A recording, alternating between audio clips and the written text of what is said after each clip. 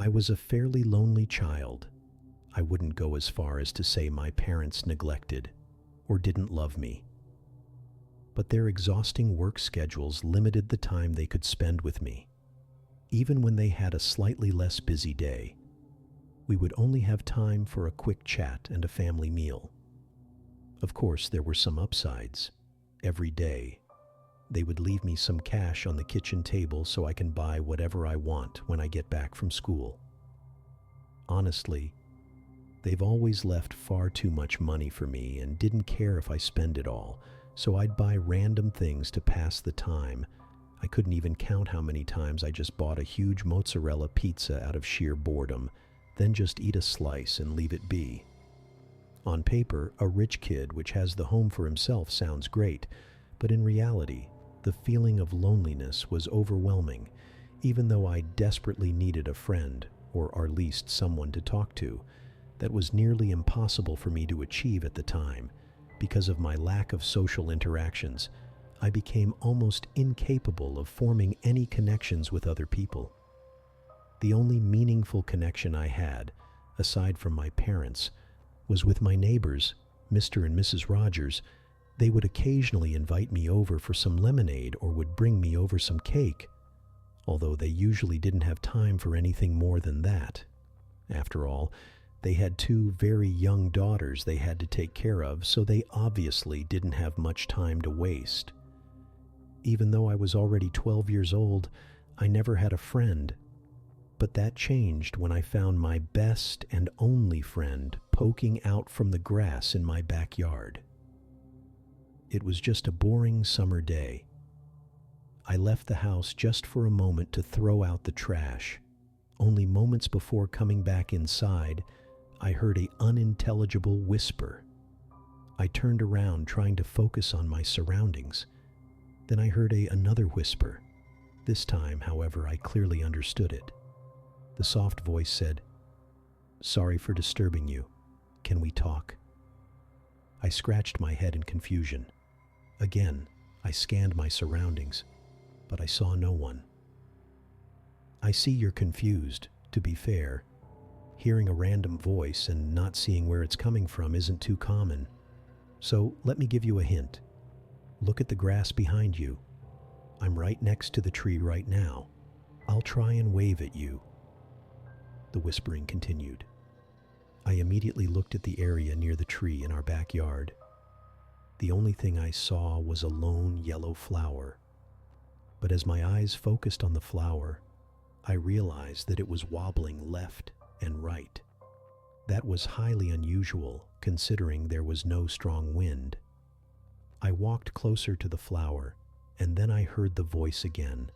This time it was noticeably louder than before. "Hello, friend. Let me make a quick introduction. You aren't crazy. A flower is indeed talking to you. I don't have a mouth, so I have to communicate telepathically with you.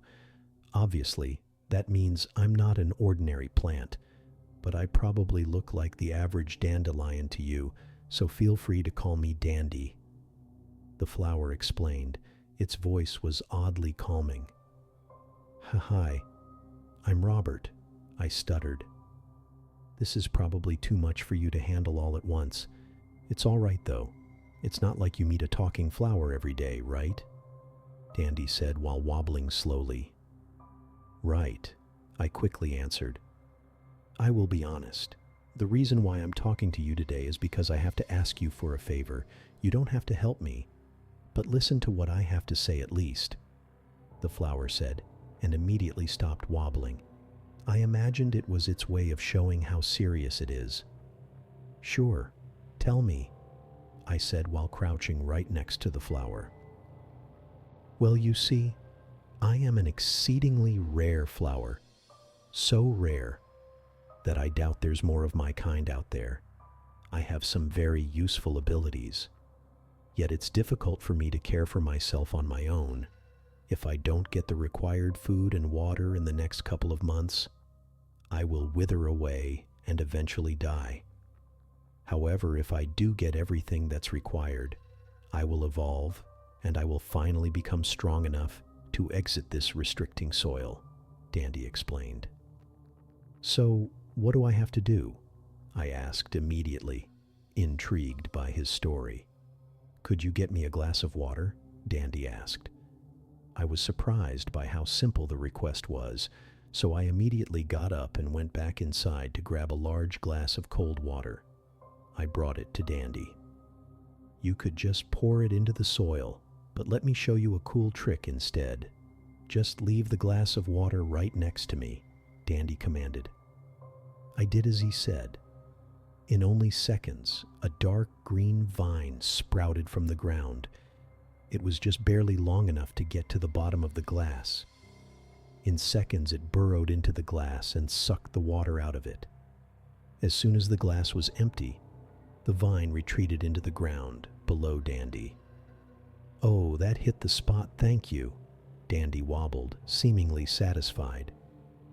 You're welcome, I guess, I said while rubbing the back of my head. As a token of gratitude, I will tell you how some of my abilities work, you see. I can see visions of the future. They're not always easy to decipher, but usually I can understand what they mean. The one I had recently is about you. So please take my warning seriously. When washing the dishes later tonight, please wear your father's leather gloves. As soon as he finished talking, Dandy stopped wobbling. Sure, thank you, I replied, not fully believing what he said. I see you're not fully convinced yet, so look at this, Dandy said cheerfully.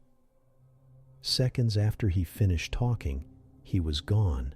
It looked like he disappeared when I blinked.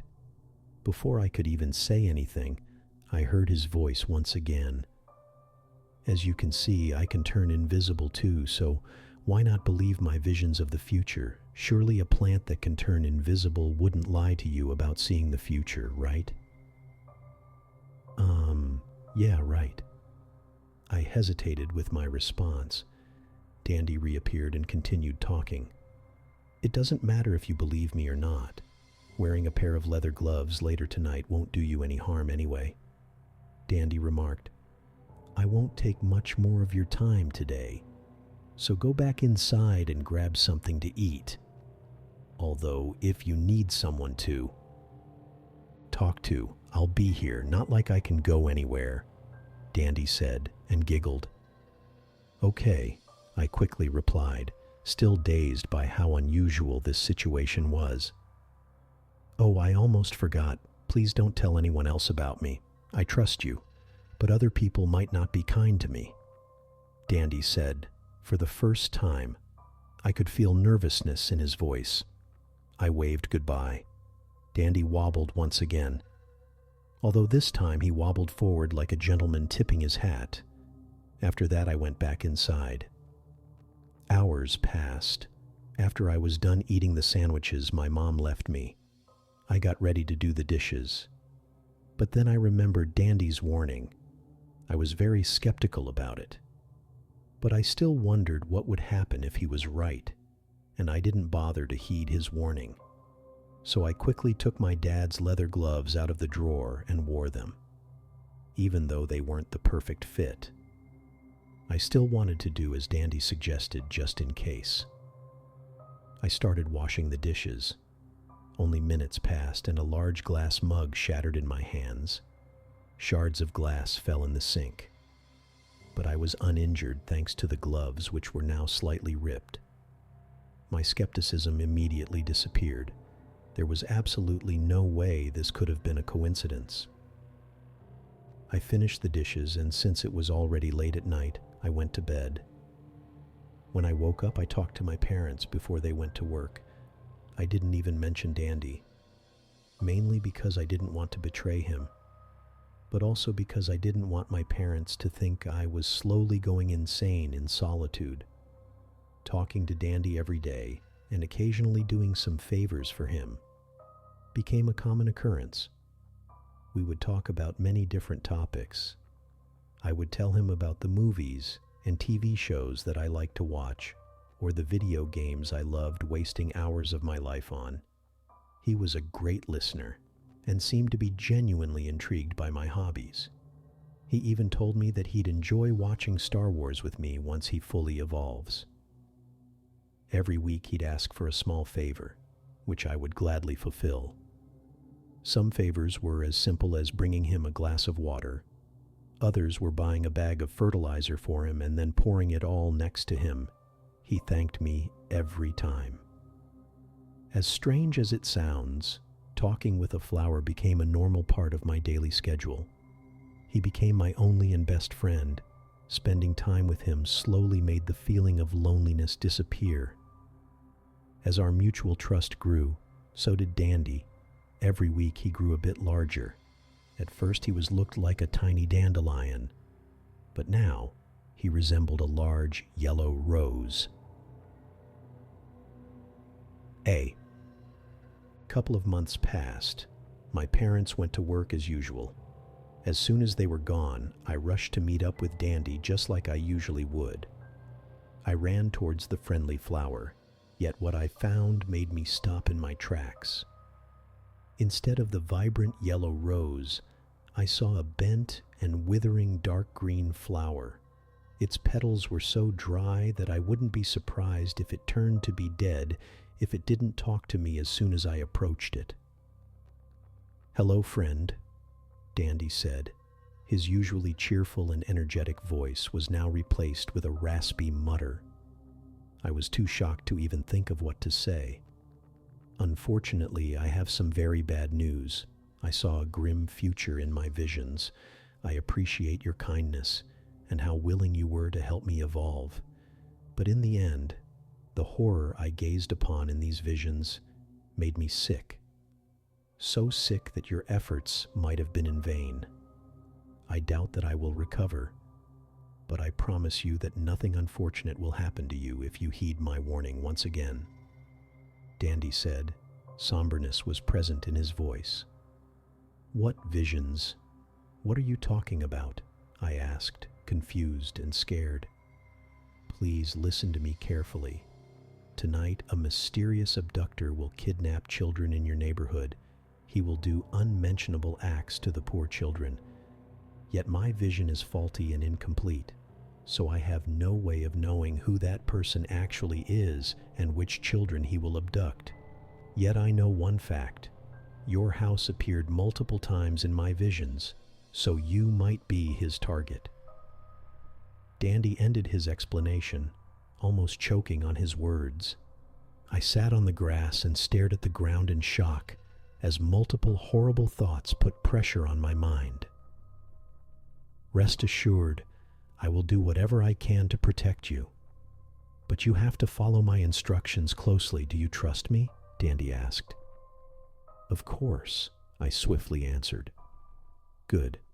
I'm glad," Dandy replied with noticeable relief in his shaky voice.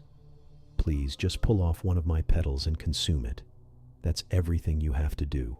I promise you will avoid a grisly fate if you do as I requested." Dandy pleaded. I had no reason to distrust him. This wouldn't be the only time his warnings put me out of harm's way, so I agreed to do it. Before taking one of his petals, I asked, "This won't hurt you, right?" Dandy instantly replied, "Not at all. To me, this would be the same as a human losing a hair or two." Satisfied with the explanation, I quickly plucked out a petal and swallowed it. "Congratulations, you may share some of my abilities now," Dandy told me with a hint of happiness in his frail voice. "Really?" I asked, even more confused than before. "Well, when you go to sleep tonight, I will make you completely invisible.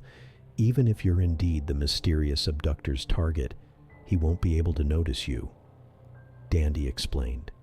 "Thank you," I replied, instantly feeling relief. Once the fear for my life subsided, I remembered how frail Dandy looked. "What about you? Will you be all right?" I asked, genuinely concerned. "Let's just worry about you for now. Tomorrow you can get me some high phosphorus fertilizer. That should hopefully help me recover," Dandy reassured me. I nodded and thanked him. "You should really go to your house now. Get something to eat and spend some time doing whatever you enjoy. Then go to bed and leave everything else to me. Dandy offered his advice one more time. Don't worry, I'll do exactly as you recommended, I replied, placing my full trust in my friend. I waved goodbye. Even though sick and tired, Dandy had enough strength left to slowly wobble. It looked like he was wishing me good luck. I went back to my house and tried occupying my mind by watching some anime. As the night was approaching, I became more and more nervous. A feeling of intense exhaustion hit me. Even though it wasn't even 10 p.m. yet, I felt sleepier than ever before. So I shuffled to my bed, using all my energy to not fall unconscious. As soon as I was an inch away from my bed, I fell on top of it and was sound asleep in only seconds. That night I had a dream. I was sitting in my living room and watching Star Wars. I heard Dandy's voice. It was full of energy, with obvious glee in his voice. He said, "Thank you." I turned to my left and saw Dandy sitting right next to me. I froze in my seat as I gazed upon his new appearance. He now had a body that looked like a human sculpture that was made out of hundreds or even thousands of vines. He had large arms and legs which were covered in leaves and moss. His large head looked like a Venus flytrap, except he also had eyes. His eyes were disturbingly human. Each eye had a different color, and they looked like tiny black and brown dots in his enormous yellow head. As he looked at me, I could have sworn that he smiled at me with a big, toothy grin. I woke up in cold sweat. I was extremely groggy. It was the kind of feeling I had only if I oversleep. I immediately noticed the window in my room was open. I thought that was impossible, because the mix of nervousness and paranoia yesterday made me lock every window and door in my house before I went to sleep. Nonetheless, nothing seemed to be wrong with me except my socks, which were unusually dirty and wet. I had no injuries, though, so I knew Dandy's plan worked. I looked at the clock and realized it was already 2 p.m. I exited my room and was surprised to see my parents sitting in the living room. They were supposed to be at work at that time. I was happy to see them, yet they looked distraught. The way they greeted me was extremely depressing. It was like something else was on their mind. I immediately asked what's wrong, and they told me that our neighbor's daughters, which were only 1 and 3 years old, were missing. My blood ran cold as I realized another one of Dandy's visions came true. My parents continued, explaining that the police are conducting an investigation, considering how young the children are. What happened was surely an abduction. I wondered if I would have had the same fate if I didn't follow Dandy's advice.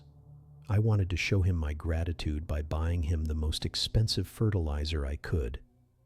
I asked my parents if I could go outside for a short walk to clear my head. They agreed, so I hastily left my house. I gazed upon the area where Dandy was, yet this time I saw nothing except for the grass and the tree next to it. I ran up to the spot, fearing that my friend withered away while I was asleep. I fell to my knees, desperately searching for Dandy. There was no sign of him. I tried digging through the soil with my bare hands, frantically searching for him. I didn't find him, but underneath the dirt, I felt something firm. I continued digging through the dirt. I grabbed some kind of orb-shaped object with both of my hands and pulled it out. As soon as it plopped out of the ground, I dropped it and almost started vomiting. It was a small human skull. Worst of all, I felt more objects in the soil while digging, so I immediately knew there was more bones buried in the same spot. As I was screaming for my parents and running back inside, the pieces of the puzzle started connecting in my head. I now understood that my so-called best friend finally evolved, just like he always wanted to.